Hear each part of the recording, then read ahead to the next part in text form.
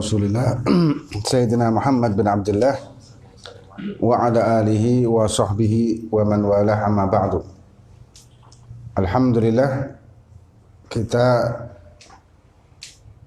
melanjutkan pembahasan di kitab Nasaih Diniyah lil Imam Al-Habib Abdullah bin Ali Al-Haddad rahimahumullahu ta'ala. Dan kita masuk ke masalah pembahasan tentang amar ma'ruf nahi mungkar.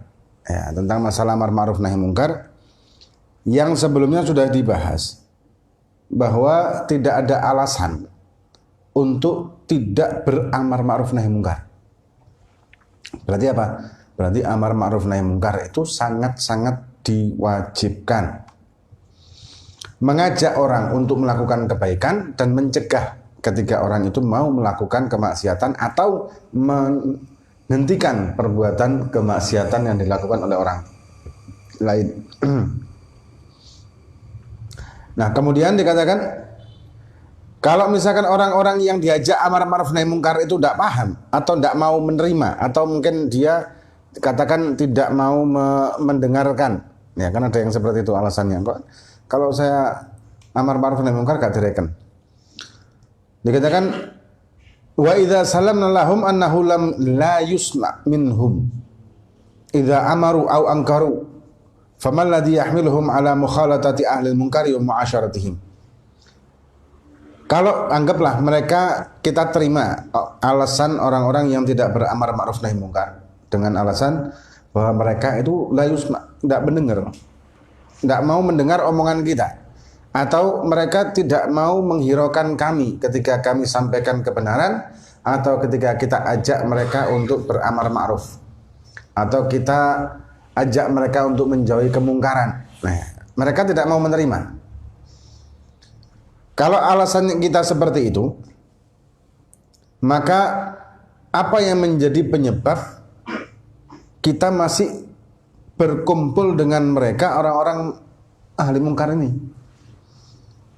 Jadi gini, orang yang kita anggap dia tidak mungkin kita beramar ma'ruf nahi mungkar, atau satu kelompok ya, satu kelompok yang kita yakin bahwa orang itu tidak bakal mau dengarkan omongan kita. Satu kelompok itu kita yakin orang tersebut tidak akan pernah mau untuk mendengarkan kita dan nuruti kita untuk amar ma'ruf nahi mungkar. Yakin kita. Oke lah, diterima alasan tersebut, tapi kenapa kok kita masih kumpul sama mereka? Itulah. Apa manfaatnya kita kumpul sama mereka? Sedangkan kita yakin mereka tidak akan mau mendengar omongan kita atau ajakan kita untuk takwa kepada Allah Subhanahu wa taala. Kecuali kalau kita yakin dengan kita masuk kepada mereka, kita kumpul sama mereka, maka mereka bisa sadar. Mereka bisa ketarik dengan kita, walaupun dengan pelan-pelan, dan kita punya tujuan, dan kita punya harapan, dan kita punya keyakinan bahwa akan ada harapan mereka tersebut berbalik dan menjadi orang yang taat. Banyak ini. Orang-orang seperti ini kan banyak. Ngajar-ngajar di bawah jembatan. Ada saya punya rutinan di Jakarta, itu ada teman-teman di Jakarta, mereka ngaji sama anak-anak PAN, komunitas PAN di bawah jembatan. Nah, ngajar caranya sholat, ngajar alif ba ta, Masya Allah. Luar biasa, walaupun anak-anak yang seperti yang kalau kita lihat mereka, gak bakal iso ngaji. Tapi ternyata Masya Allah semua. Dengan tatonya, tidak terima satu tangan. Kabeh saawak, mukanya tok yang belum. Gitu. Mukanya tok yang belum. Tapi Masya Allah ngajinya luar biasa. Ini ya, luar biasa. Nah, ada tujuan, ada harapan, dan ada hasil. Tapi kalau misalkan kita yakin orang-orang tersebut adalah orang-orang yang menentang, dalam arti mereka tidak akan mau menerima omongan kita, tidak buat apa? Maka kita harus menjauh dari mereka. Kenapa? Karena Allah Subhanahu wa taala Allah Subhanahu wa taala telah mewajibkan untuk meninggalkan tarakahum wal i'rada anhum mahma lam yastajibu lillah wa rasulih. Allah Subhanahu wa taala telah tunduk kepada Allah dan Rasulnya. Wajib lah hukumnya. Kenapa? Karena ketika Allah menurunkan bala, maka kita yang ada di pada mereka tersebut kena juga. Kecuali tadi itu, kalau kita dengan masuknya ke komunitas tersebut bisa menjadikan perubahan. Ditetapkan dalam hukum syariat kita bahwa orang-orang yang melihat, menyaksikan kemungkaran, ya, menyaksikan kemungkaran dan wala yungkiruha, dan tidak mengingkari kemungkaran tersebut. Tahu dia, menyaksikan dia, paham dia, tapi dia tidak mengingkari kemungkaran tersebut ma'al qudrati, sedangkan dia mampu sebetulnya untuk nahi mungkar. Ya. Dia mampu untuk nahi mungkar, maka dia syarikun li ashabiha fil itsmi, maka dia bersekutu ke orang-orang yang bersekutu bersama orang-orang yang melakukan kemungkaran tersebut di perbuatan dosanya. Walaupun tidak melakukan. Walaupun tidak melakukannya, tapi dia akan mendapatkan dosanya.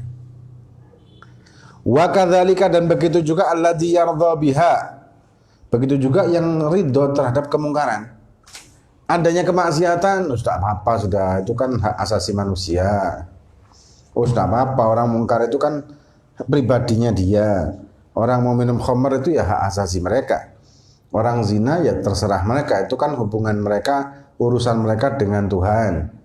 Kan banyak atau kayak gini nih, ya kan? Jadi ya tidak apa-apa lah, itu kayak kita jadi Tuhan aja. Kita kan bukan Tuhan.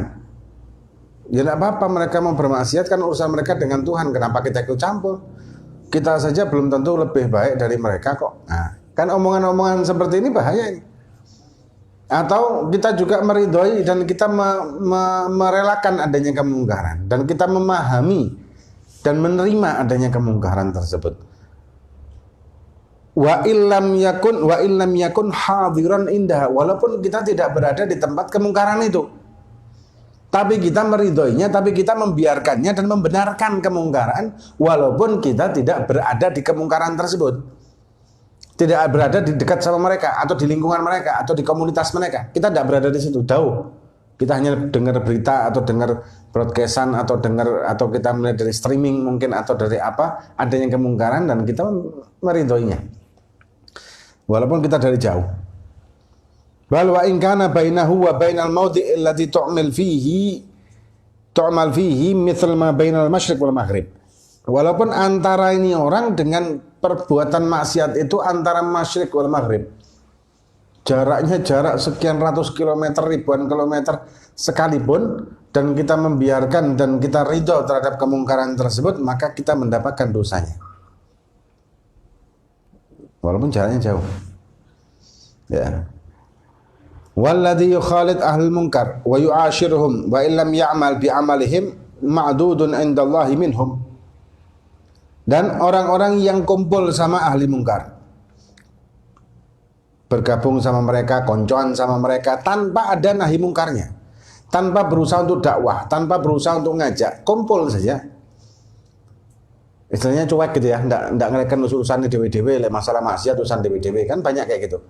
Masalah mabuk ya mabuk dewe-dewe, kon mabuk oh aku enggak, pokoknya penting.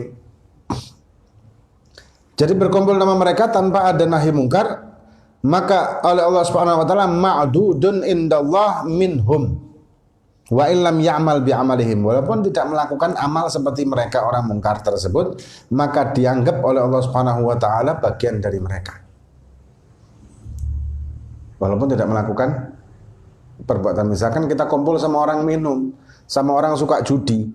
Kita tidak suka judi, kita tidak suka minum, tapi kita juga tidak berusaha menasehati atau ngajak atau berusaha menghilangkan kemungkaran tersebut pada orang-orang muslim saudara kita itu. Ya, kita tetap kumpul sama mereka dan kita mengiyakan, maksudnya menerima perbuatan itu dengan kita beralasan itu hak pribadi atau hak prerogatif dari masing-masing individu. Nah, seperti itu maka kita dianggap oleh Allah bagian dari mereka, walaupun kita tidak melakukan perbuatan tersebut. Berarti apa? Kita mendapatkan dosanya. Ada. Kemudian wa in nazalat bihim uqubah asabathum ma'hum.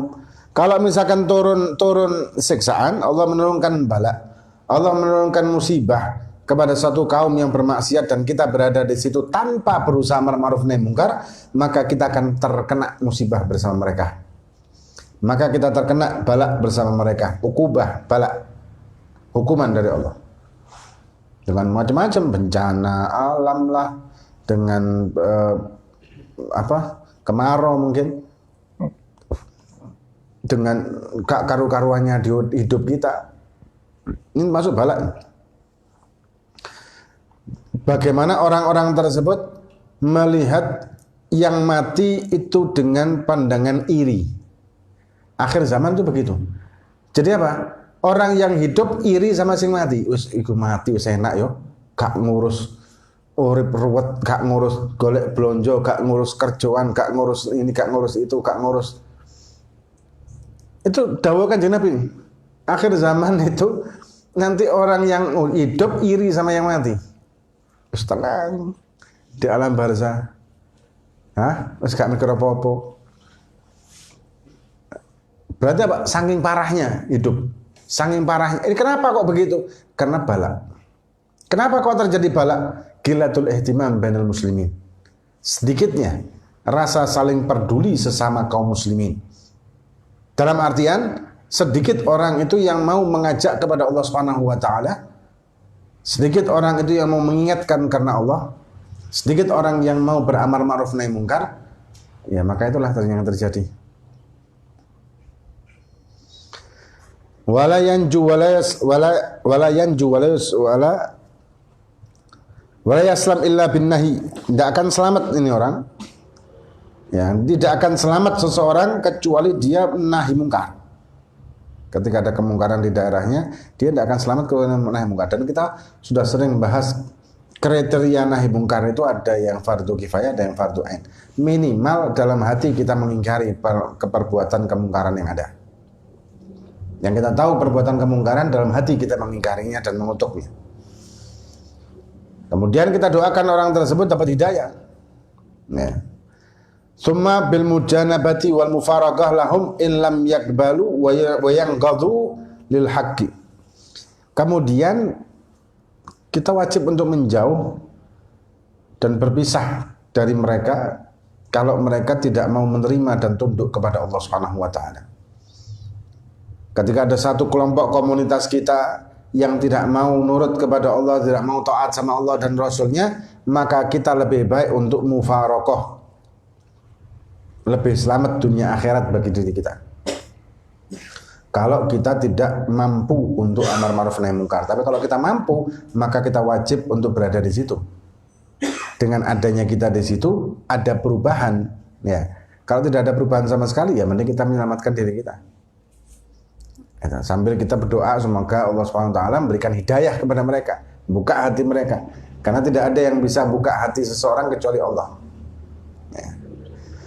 Dan ini sedikit banyak tentang masalah hukum amar ma'ruf nahi munkar di dalam kitab An-Nasaih Diniyah lil Imam Al-Habib Abdullah bin Al Haddad rahimahumullahu taala, dan insyaallah akan kita lanjut malam Jumat Legi yang akan datang insyaallah. Itu masih ada penutupan ya. Sekali lagi penutupan malam Jumat Legi yang akan datang, penutupan sekalian.